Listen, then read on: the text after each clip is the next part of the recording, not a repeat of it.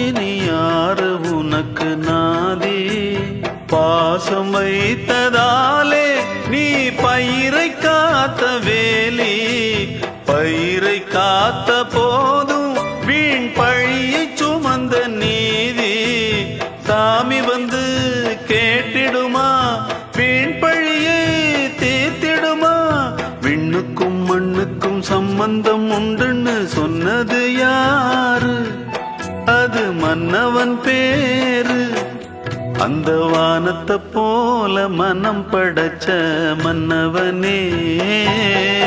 பனி துளிய போல குணம் படைச்ச தென்னவனே